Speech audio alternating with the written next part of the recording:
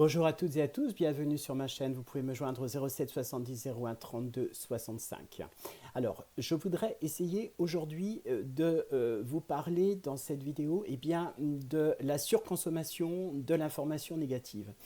L'humain, par principe, en tout cas dans nos sociétés, on va dire occidentales, est habitué à communiquer avec catastrophisme sur des situations qui, on ne peut pas le nier, en tout cas dans le cadre du confinement actuellement, sont réellement catastrophiques, mais encore une fois, je dirais, les informations quand même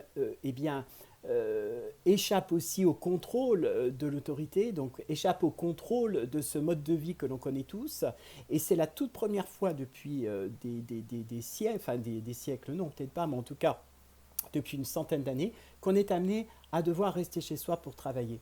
Alors, comment l'individu, par exemple, va se comporter face à cette interdiction de sortir ou bien d'avoir ce papier ou bien alors ce code QR qui va permettre de pouvoir être justifié d'une sortie. C'est quelque chose d'extrêmement angoissant quand on habite en ville, mais aussi quand on est à la campagne.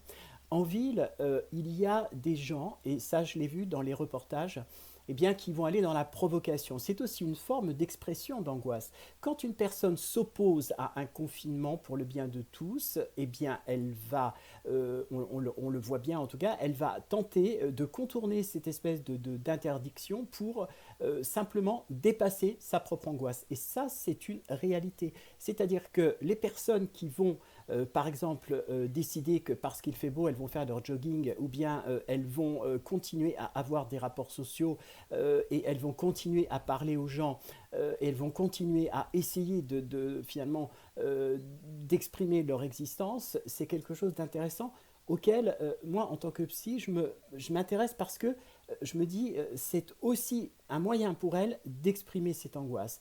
Et exprimer une angoisse, c'est aussi être capable de pouvoir y répondre. Peut-être que d'y répondre par la sanction est un peu brutal, mais en même temps, on n'est plus dans le monde, en tout cas, qu'on a connu il y a encore un mois en arrière. On est vraiment dans un nouveau système. Il va falloir du temps pour qu'on s'habitue à ce nouveau système, qui n'est pour moi que ponctuel. En tout cas, je suis quasiment convaincu que les choses vont aller vers l'amélioration.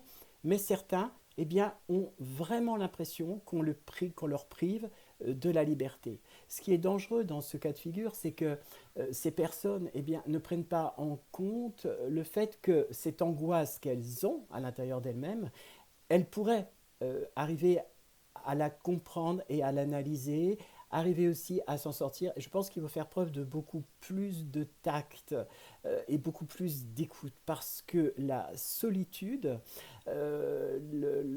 l'idée finalement de notre société qui nous a toujours donné notre liberté, donc liberté d'aller et de venir, de voyager, etc.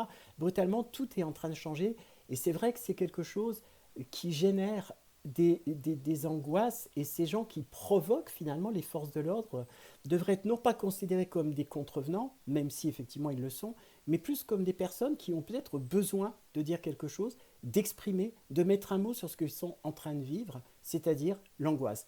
Merci pour m'avoir écouté, à très bientôt, au revoir.